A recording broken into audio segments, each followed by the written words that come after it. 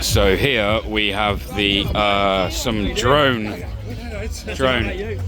Hey mate, so I'm putting some videos together as I go from stall to stall. I know you've just explained a little bit there, but the camera weren't running.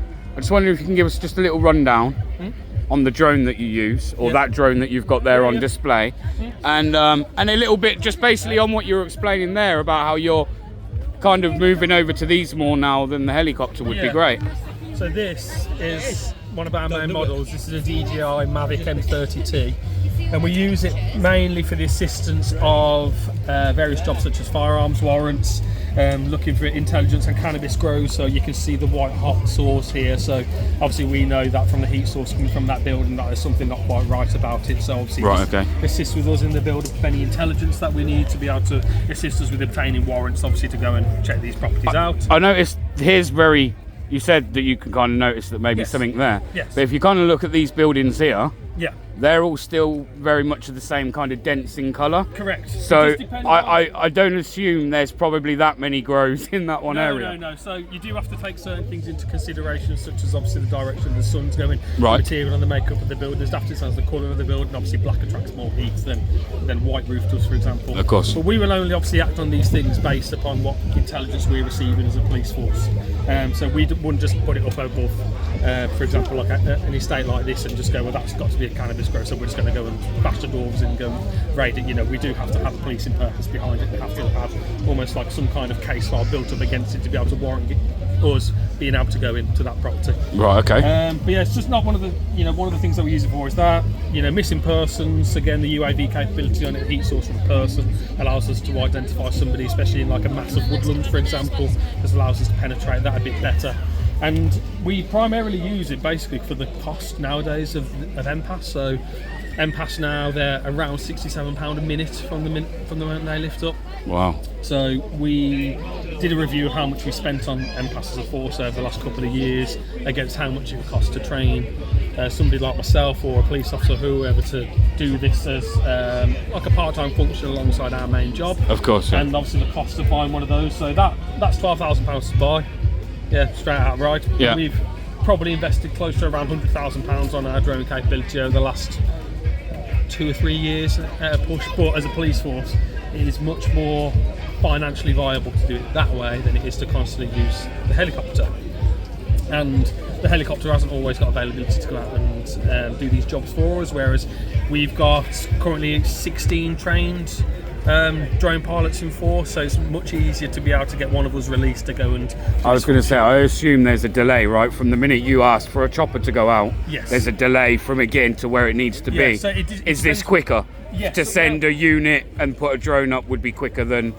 A lot of the time, yes. It doesn't always work out to be that case. Obviously, it depends on where it is in the county. We can get lucky when we shout for MPAS, they might be in the area that we need one, for example, so that can sometimes be quicker. But a lot of the time, we've got our roads policing unit in particular, who are obviously out on the roads. They do 24/7 cover. We've got quite a few drone pilots trained in there, so at the start of their duty they will normally put one in the car with them, go. Then if any jobs come in, they are normally in a reasonable area to be able to respond to go and deal with these jobs accordingly for us. Right, okay. Fantastic. And I'm right in thinking that you have a proper drone unit team now, right? Yes, so we have. The person that was here before me, he's our chief drone pilot, PC Wayne Eldon. He oversees all things drone for us on behalf of Staffordshire Police. And then there's a couple of us, so we work in the tactical plan unit. Yeah. Obviously Wayne's based in there as well, with myself and a couple of other people. So I'm a trained drone pilot myself, and we work primarily within ops. So like I said, Rose Policing Unit, they're part of ops. We've got a few pilots trained in there. And then we're looking at training some of the, what we call the ARVs, the armed response vehicles. Yes, yeah. So we're hoping to train them to be able to use it so that they can use it more in the assistance of any firearms jobs that we have come in as well. And again, because they provide 24/7 cover, there'll be more of that capability to respond more dynamically and quicker because they cover the county as well. Right, okay. And what kind of, like, when you're doing the training for the drones, is there like a time scale, like a length that it takes, like a certain amount of weeks, etc.? if I'm going to be completely honest, it kind of depends on your availability, because obviously we do it alongside our day job as well. Right, okay. So we get given a 12-month window to do it, but if you did it full time, you'd probably get it done within a couple of months, because you need to be up to a certain amount of flying hours under the guidance of somebody who's suitably qualified to be able to sign you off. Basically, you have to do a theory exam, so that's obviously on all things CAA, the aviation laws, that kind of thing. So you've got to be able to pass that. Yeah. And then once you do a practical assessment, you get assessed by somebody who's qualified in signing us off. And at that point, then you are licensed for 5 years. And then, but we have to do every 12 months. We have to do continuous professional development and training. Excuse me. And obviously, just keeping on top of any changes in aviation law that we have to abide to. Yeah. So, although that could technically fly for miles, we're restricted to only fly to 500 meters. So, would you have to be? Are you bound to the same legislation as what I am as a drone pilot? So you'd still have to have visual line of sight of the drone. Yes. So we can't fly beyond visual line of sight. Right. Okay. It is something that is being discussed about whether there's going to be any kind of emergency services principle that would, if we had the relevant training, that would allow us to do so. But at the moment, no, we always have to maintain visual line of sight of the drone. So 500 meters distance, or like you say, visual line of sight, 120 meters up. That is our boundary. Right, okay. That's what we can only fly with it. Right, okay. And last question. Yeah. This drone you have here, Yes. it's obviously got heat sensors and Yes. things in. Is that something that's available to anyone on the market?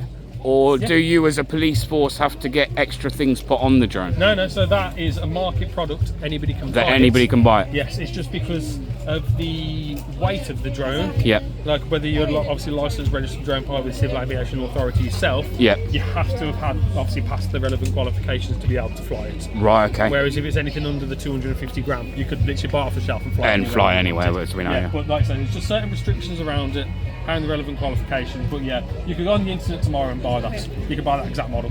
Right. It's interesting. Yeah. Okay, thanks for your time. And your name is? Ricky Meadows. Ricky Meadows. Thank you for your time, mate. Appreciate it. Thank you. No problem at all, mate. Cheers, mate. Thank you. So there we are. There's a little bit of an understanding of what they do with the drones. We've also got people queuing up to see a bit of the fire service and what the fire service do. Over here we've got the dogs. They're showing some of the dog training and things that the dogs can do. I think we've missed that. That's hourly for the first couple of hours, and then after that they're going to be, at the moment these are kind of like your average everyday dogs, and then I think in a couple of hours time they're going to be showing the search dogs and how the dogs search for certain things. So I don't know if I'm actually going to catch that because it's very busy, and I know that the children and stuff that are here today are wanting to see more of this, and I only think it's right that I leave the children too, because I'm looking around and it is certainly something that the families today have come out to bring the children out for, and they all seem to be enjoying themselves. They're getting to mess around with the cars, etc, etc, and the kids are enjoying themselves. We've got volunteer police cadets here, as you see earlier in the video I was showing you. From the age of 13 to 17 you can actually apply to be a police cadet. So if that's of interest to anyone, maybe that's something you want your children to do, I don't know. But as I say, this video today was all about doing something different, showing a little bit of what the police have got, what they're offering to show the public, etc., and see how they are today with us going around on a public opening day with cameras, asking questions and making sure that they're being professional at an opening day, and you know, just being professional really, and giving us the time to explain what these stalls are about, because obviously this is the whole point in the opening day. But we're going to carry on having a look round, and again I will bring this back.